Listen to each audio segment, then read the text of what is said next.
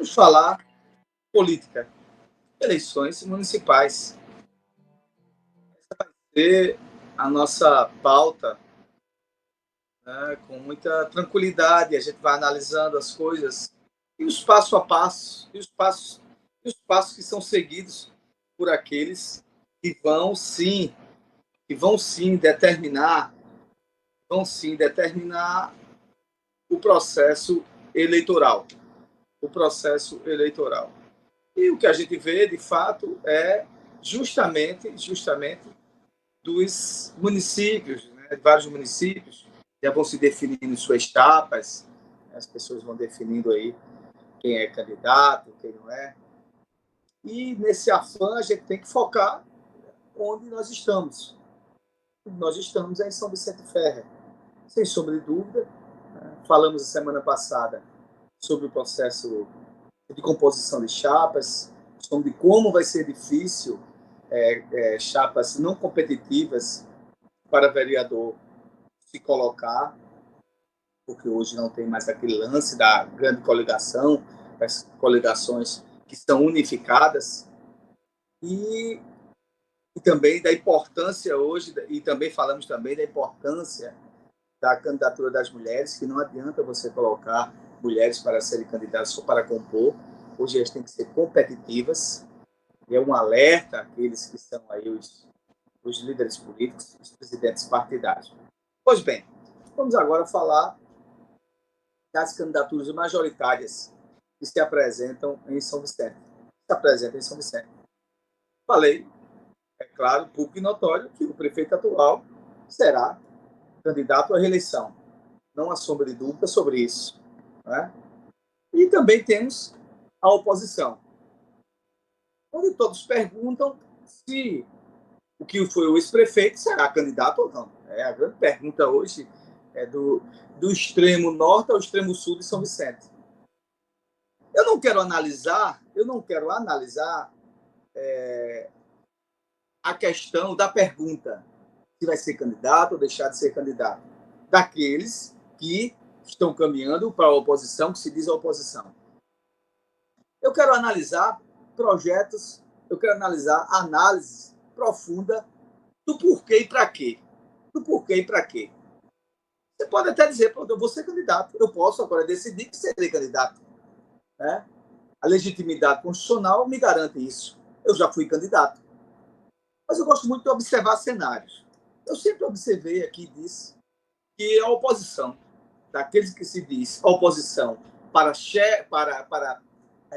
almejar um cargo majoritário, que, logicamente, naturalmente, seria de prefeito, era muito estranho que essa oposição passasse aí ao longo dos anos, agora estamos há 3 anos e 4 meses, em silêncio. Nunca disse para que veio, disse que era oposição, ia se colocar, ia ser candidato de novo. Direito, não há sombra de dúvida, ninguém quer tirar esse direito. Tá? Tivemos aí uma eleição no meio, uma eleição a nível estadual e federal, onde, claro, este que vos fala apresentou um candidato, né, um sentimento humilde, né, de compor, né, de ter alguma representatividade. Fizemos uma luta bonita, honrada, sem nenhum problema. Mas aí, claro, tinha um candidato prefeito, né, que, consequentemente, não é novidade ter, sim, né, uma grande representatividade de votos, e aquele que outrora foi ex-prefeito também colocou um deputado também, esses deputados também foram bem votados.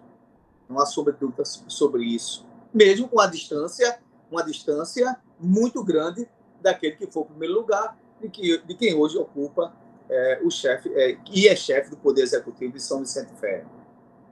Mas aí se falava o seguinte, alguns discursos, algumas reuniões eu observava pela internet, as pessoas mandavam para mim, né, fazendo críticas pontuais, e quando terminou o processo eleitoral, ali, estou falando ali de deputado, essas mesmas lideranças de oposição que se falavam, sumiram. Não falavam mais nada, é como se não tivesse mais acontecendo nada, tudo tivesse o paraíso em festa, e pronto. Aí agora chegamos no período e no ano eleitoral para as eleições municipais, prefeito e vereadores. E aí eu estou focando nos candidatos majoritários. Repito, a oposição que se diz oposição não disse para que veio. Disse que é candidato. Mas o que é que pensa sobre os problemas de São Vicente?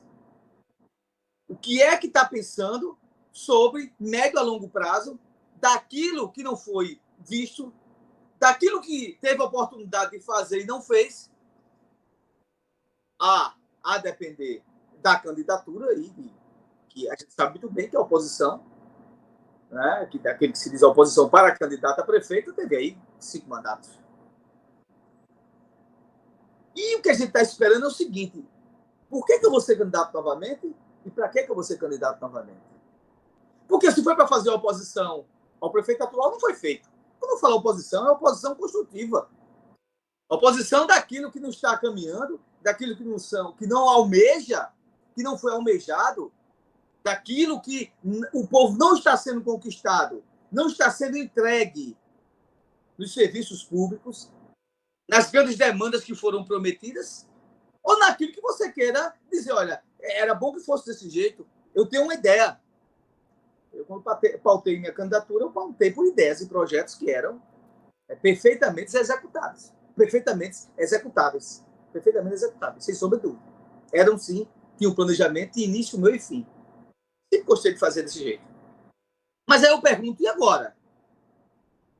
A grande pergunta é, já está na hora, no meu entendimento, e já passou da hora, daquele que se diz a oposição, dentro da nova concepção do processo eleitoral e da legitimidade eleitoral, das decisões do TSE, que hoje se criou a figura oficial do pré-candidato.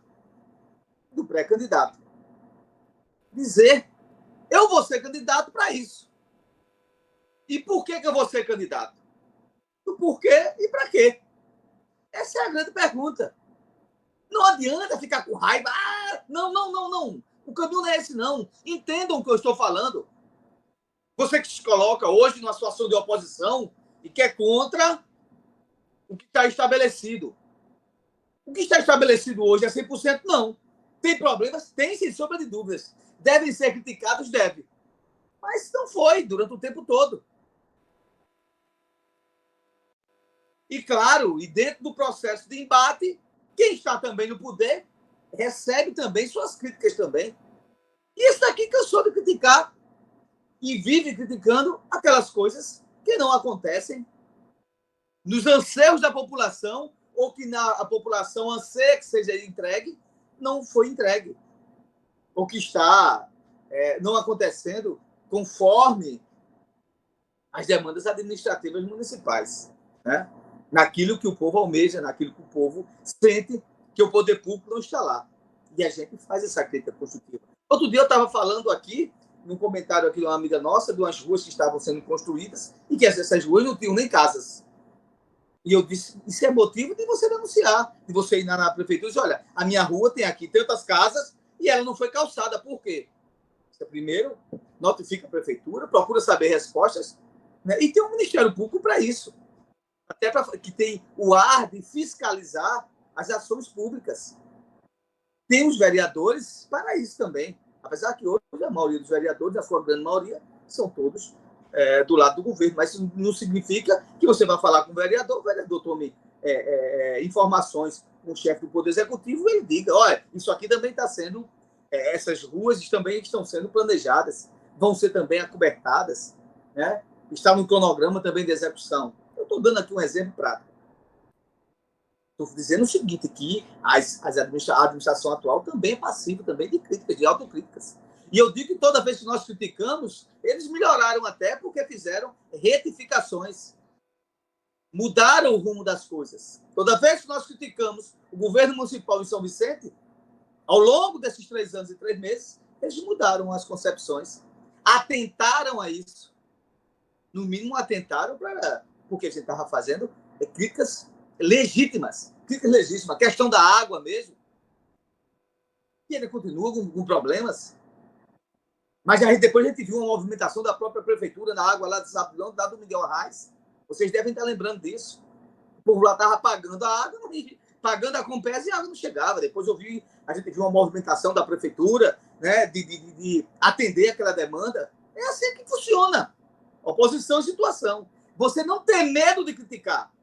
Isso não significa dizer que você vai ser inimigo pessoal nem sanguinário de ninguém, não. Significa respeitabilidade. Daquilo que é bom, a gente dizer que é bom, daquilo que não está servindo, a gente diz que não está servindo. Agora, a falar da oposição que se coloca como oposição, e até nesse momento não se colocou e nem disse para quê e por quê, já está na hora. Ou não? Então eu estou errado. Vai continuar nesse eterno silêncio até as convenções? Vai continuar nesse eterno silêncio, as pessoas perguntando, é candidato, não é candidato? O que a gente está aguardando é um pronunciamento oficial.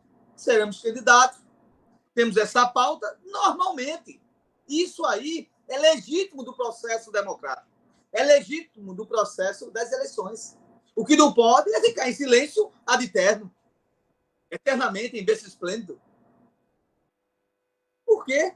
Não existe um só município no estado de Pernambuco, nem 5 mil e tantos municípios da nação brasileira, que simplesmente se calem naqueles que se colocam como oposição. Vem fazendo oposições pontuais, vem sempre falando, dizendo as coisas que não estão seguindo de acordo com aquilo que foi prometido, aquilo que não está sendo entregue de fato à população, e vem se colocando ao longo dos seus 3 anos e 3 anos e 4 meses. Mas em São Vicente é atípico. Atípico. Não adianta ficar com raiva de Jadiel. Não adianta ficar com raiva. Não. Vocês têm que ir para o debate construtivo, para a palavra construtiva. Me esculhambar e falar coisas que vocês acham que aqui tem alguém aqui para passar pano. Não tem, não. Não tem um compromisso com o erro. Não tem um compromisso com injustiça. Nem tem um compromisso com o erro político, nem tem um compromisso com injustiça. E por isso que eu sofri muito. E sofro até hoje e sou julgado por isso. Mas continuo dormindo tranquilo, com a consciência de que eu não sou um cara desonrado. Não estou dizendo que ninguém é desonrado, estou dizendo que eu não sou. Cada um coloca sua carapuça. Agora, é importante que aqueles que se dizem oposição, fale claramente e diga assim, eu serei candidato. E entendo que esse é o momento e fale para a população por que é o momento e por que quer ser. Agora, não falar, tomar a decisão de silenciar completamente e simplesmente ser candidato, não acho que seja um bom caminho. Não acho que seja uma estratégia boa. Não acho. No meu entendimento, eu não gosto nem de achar. Eu gosto de dizer que achar todo mundo acha. Eu gosto de dizer que, na minha opinião, ela não condiz com o princípio dos embates respeitosos, do ponto e contraponto. Aquilo que está no poder, quem está no poder tem que cumprir o que estabeleceu para a população quando foi eleito. E a oposição tem que se colocar na atitude de oposição de cobrar aquilo que não foi feito. É assim, simples assim. Não é nada complexo. Não é expressão numérica, matemática, uma equação de segundo grau. Uma expressão numérica. Não. Você simplesmente estabelece, diz como é que é, por que quer, como deve ser. Então, eu creio que até para dar uma resposta à população, e as pessoas de São Vicente me perguntam muito sobre isso, por que a oposição não fala? Quem é candidato? Por que deixou de ser candidato? Como é que vai ser? Eu não sei. A oposição não se pronuncia. Ela deve se pronunciar. Como hoje é o último dia para o processo de filiações, e aí, com certeza, legitimamente, os partidos estão se organizando, os partidos da oposição, né, da situação em São Vicente, já devem ter se organizado também. E, com certeza, aí, nesses dias, eu espero, a gente aguarda, a gente escute alguma palavra da oposição para se pronunciar, para dizer alguma coisa. Porque o do governo a gente já sabe, ele se pronuncia todos os dias, porque está no poder, está lá. É público e notório, não tem o que se falar. né? A partir do momento que está nas redes sociais, já está lá, né? Fazendo suas campanhas direta e indiretamente, como os prefeitos que estão no processo de reeleição, e direta e indiretamente estão fazendo campanha todo dia, porque todo dia está na mídia, todo dia tem microfone para falar, mas a oposição tem que ocupar seu espaço. A oposição tem que falar alguma coisa. Então, as pessoas que têm perguntado a mim sobre isso, eu vou aqui humildemente repassar para a oposição, aqueles que se dizem oposição, dizer, olha, acho que vocês têm nome de se falar também, de se pronunciar. Vocês acham que 3 anos e 4 meses foi pouco? Não, está na hora de dizer alguma coisa. Né? E aí eu repito, retirar das pessoas que possam compor o legítimo debate não é muito proveitoso para o crescimento político do nosso município. Não é muito proveitoso. Então, eu creio, eu tenho um claro entendimento que o caminho que foi seguido foi o pior caminho. Eu posso estar errado? Posso. Minha palavra aqui pode estar equivocada dentro da estratégia. Cada um tem sua estratégia política. Pode estar achando que essa é a estratégia e é assim que vai funcionar e é assim que vai dar certo. Eu creio que será muito difícil. Se der certo, é um caso de um estudo. Vamos fazer um livro e fazer um grande estudo. Porque vai ser uma coisa atípica. Se esse projeto de silêncio, o projeto silencioso, vai chegar a algum lugar, na minha concepção, na minha pouca experiência que eu tenho, eu creio que não. Agora, o processo eleitoral iniciou. Ainda há tempo há. Então, creio eu que hoje, sendo 6 de abril, na próxima semana, a gente vai ter as movimentações da oposição também, né? Dizendo a velha pergunta do porquê e para quê. Pergunto, a oposição se colocará,